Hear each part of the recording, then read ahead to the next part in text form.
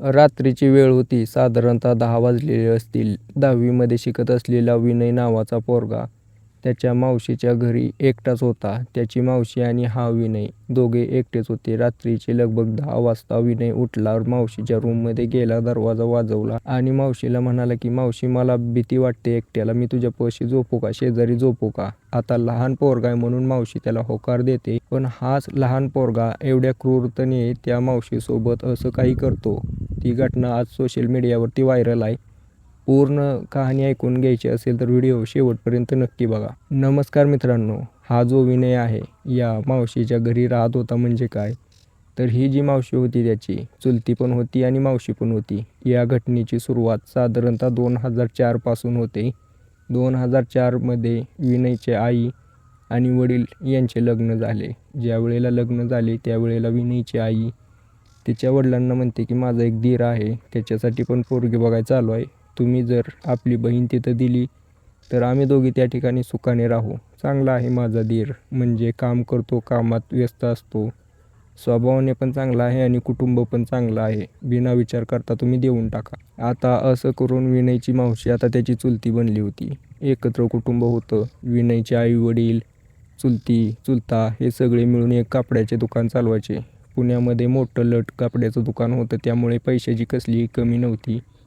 ज्यावेळेला विनय जन्माला आला त्यावेळेला त्याला खूप लाडाकोडात वाढवलं होतं. 10वीपर्यंत शिक्षण घेण्यासाठी त्याला शाळेला जायला एक कारगाडी असायची.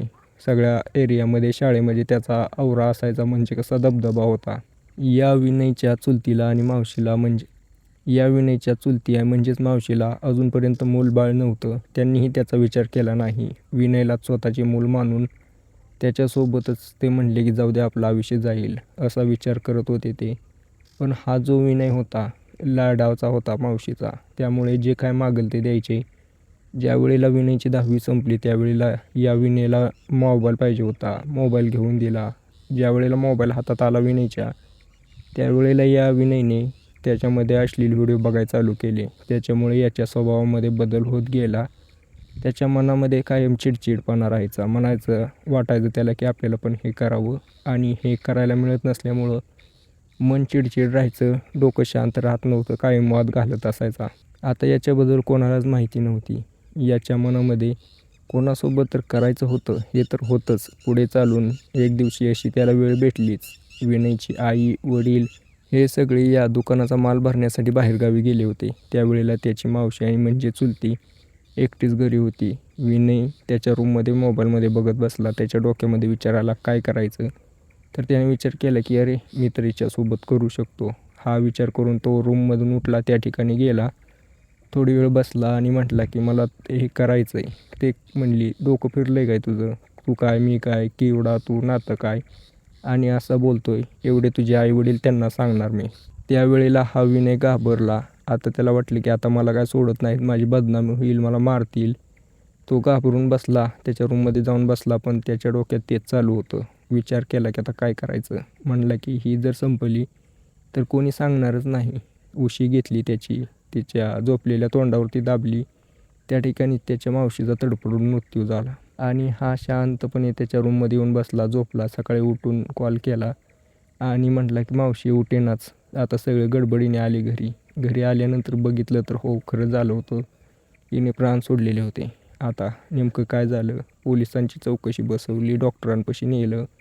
पण डॉक्टरांनी सांगितलं होतं की दम गुदमारून मृत्यू झाला आहे. आता हा तर म्हणत होता की हार्ट अटॅक आला आहे. पोलिसांनी आता कसून चौकशी करायला चालू केली. पण दुसरीकडे काही दिवसानंतर हा जो विनय आहे अंघोळ करत होता, त्यावेळेला त्याच्या आईने त्याच्या पाठीवरती काहीतरी वरबडलेलं बघितलं होतं. हे सगळं बघितल्यानंतर आईने तिच्या बापाला सांगितलं. त्यावेळेला त्यांनी चौकशी चालू केली. तो काय सांगायला तयारच नाही. पोलिसांना बोलवलं. अशासाठी बोलवलं होतं की जर काय घडलेलं असेल तर त्याच्यातून बाहेर येईल. पण त्या पोलिसांनी ज्यावेळेला चौकशी केली त्यावेळेला या विनयचं सत्य उघडकीस आलं. आता हे जे नखं होती, ज्यावेळेला उशी तोंडावर दाबली होती त्यावेळेला त्याच्या मावशीची नखं वरबडलेली होती. याच्यामुळे ही घटना उघडकीस आली. विनयला आता बालसुधारगृहात टाकलेलं आहे. त्याच्यावरती पुढे चालून योग्य ती कारवाई होईलच. पण आता मला सांगा मित्रांनो, मोबाईलमुळे समाज किती बिघडला आहे. ज्याला की नात्याचं भानच राहिलेलं नाही. मोबाईल हाताळत असताना थोडी काळजी घ्या. लहान मुलांच्या हातात मोबाईल अजिबात देऊ नका. मोबाईलमध्ये काय येईल सांगताच येत नाही. भरपूर दिवस झाला आता मी काहीही असलं कॉन्टेंट बघत नसून सुद्धा माझ्या मोबाईलवरती त्या अश्लील व्हिडिओ असतात ना, म्हणजे जे की अश्लील वेबसाईटवरती अपलोड होतात त्याच्या जाहिरात येत आहेत. आता मी बघत नसताना सुद्धा. तर विचार करू शकता तुम्ही की ही आपली मोबाईल पोरांना किती बिघडवू शकतं. तर नक्कीच काळजी घ्या तुमची.